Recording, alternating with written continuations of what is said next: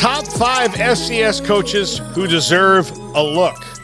Like I think you guys know me well enough to know, like, and I've said this before, that I don't necessarily approve of the constant, look at, this guy won here 12 years ago, which is why, like, when people see you mean like the constant churning of NBA coaches becoming head coaches after they're fired, after they've been around forever? Yeah, and it happens, but sometimes I think you need to get new blood. I've heard McAfee kind of got, it was funny during game day, where it was like, hey, Rich Rodriguez at Jacksonville State, and everybody's like, I don't think anybody's going to be hiring him.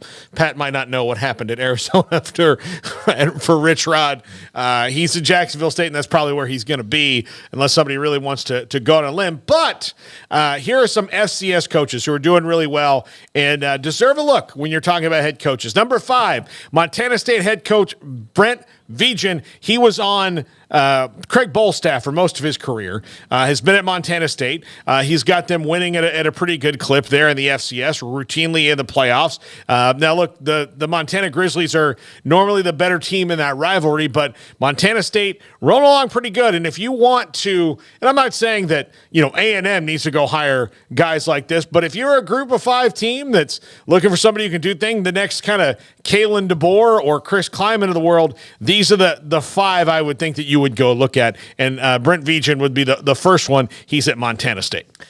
Yeah, I don't think I'm going to be able to help out too much with commentary here. I'm not a big knowledgeable person when it comes to the FCS ranks, but just by glancing at his resume, he does, have the head coaching experience now over the past couple of years, and did have the little dip at a higher level with Wyoming there for a good stretch of time as an assistant coach and assistant head coach there with the OC and quarterback roles. So, but other than that, long time in North Dakota State. Obviously, that's a terrific program, and as you mentioned, doing a great job at Montana State as well. So, seems like he's ripe to have some upper trajectory here. Number 4, Scotty Walden, who is at Austin P right now. By the way, he's from Cleburne, Texas, went to Sul Ross. He is crawling up the New York City of the outer DFW area. Yes. Good old Cleburne. But he's been at Austin P for the last 3 seasons, 34-19 overall as a head coach. He was the interim coach at Southern Miss a couple of years ago.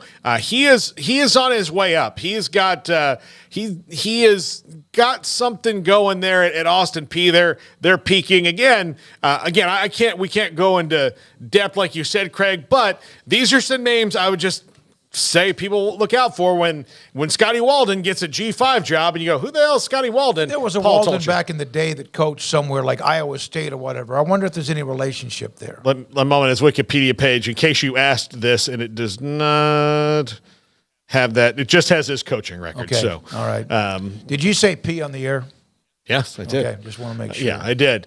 Number 3, Jason Eck, who is at Idaho right now. A buddy of mine works up there, and he thinks the world of Jason Eck. And he came out of the South Dakota State. He came from Montana State, South Dakota State. He's coached a lot of places in the FCS that have been really successful. Idaho's doing really well right now. Improved from 7-5 last year. Right now they're 8-3, 6-2 in the conference. Idaho also plays a lot of FBS teams. They do that. Jason Eck's done very well there for the Vandals, and I think he might be a guy, even though he's only been a head coach for a short while, he's of the right age. He's not – a lot of times you go through the FCS and you see a lot of guys who are doing well, but they're 63 years old, so you wouldn't think a team's going to really take a chance on a guy who's 5 years away from maybe just wanting to retire. Well, the dude you just mentioned, Scotty Walden's only 34. Yeah, exactly. Yeah. So he's like the opposite of what you just mentioned. It's crazy you say that, but 10 years ago he was teaching people about the spread. Like he was doing clinics. So he's young, but has been involved national level with numerous spread offense football clinics that he used to host. Yeah. So, but Jason Eck doing very well. He's on the way up. He's in his 40s. He's 46 years old. So, if you're looking for a guy, and I do think there's going to be some Midwestern teams, MAC teams probably looking for coaches after some of the Big Ten wave gets done, whether that's Michigan State and Indiana. Indiana's still not open, but it's probably going to be. Yeah, I mean, I don't know how many more jobs are going to open up after this weekend, but we obviously know of one that could. Not sure that that'll happen, though.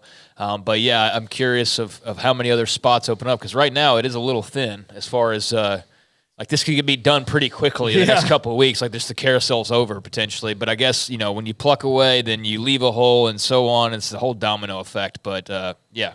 Yeah. Number 2, Willie Simmons at Florida A&M. Strike Rattlers.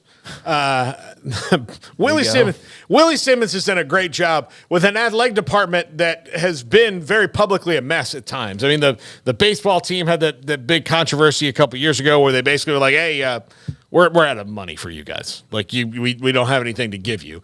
You're like, well, how did that happen? Like, well, I mean, I don't know, but like, when we go to get money, there's none, so you can't have it. And it was really unfortunate for them. But Willie Simmons has brought back a football program that used to be one of the better FCS teams and then kind of fell by the wayside for a while. But Willie Simmons has done a really good job there. I think that, especially if you're a school in the Southeast, I think going to get Willie Simmons would not be a bad idea. When South Florida was open, I thought he would have been a really good choice for South Florida.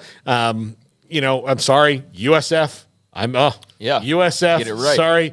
Look, you grow up down there. It's one thing, and then it's another thing. But They're saying Brigham Young over and over yeah, again. I know. Don't say the Knights old name. Yeah. So, No, but Willie Simmons, I think will do very well. He's a very innovative coach, recruits really well to Florida A&M, and again warrants a look at the FBS level. All right. Number 1. And this guy, I don't know if you've heard of him, but he's the coach at South Dakota State, Jimmy Rogers. Mm-hmm. South Dakota State has kind of taken North Dakota State's place as the team that just goes and runs through the FCS playoffs and wins. They're dominant. They've got a young coach in Jimmy Rogers. They have flipped the switch on North Dakota State's dynasty. Absolutely. Jimmy Rogers is the guy who did that. I would even say he is a good enough coach to me where he could maybe make a bigger jump than some. I know that never happens because you have to sell it, but they are so well coached and so good and such a machine. Jimmy Rogers, if you are a school that is looking for a head coach who knows how to win and want to go the Kalen DeBoer, Chris Kleiman route, you will win with Jimmy Rogers. I'm telling you right now, South Dakota State is a juggernaut, and it's because of that dude. And he's young. To build a way they could beat North Dakota State because nobody could. Mm-hmm. Nobody could. Chris Ash, I'm not sure. Is he still at Rutgers or not? I don't know. He once was an FCS coach. Mm-hmm. He was at Drake. Neil Brown once was, of course, at UMass. Dave Clawson was at Albany. Jeff Collins is a hot name. I mean, I know he's been a head coach on and off. Fordham. Jimbo Fisher was at Samford.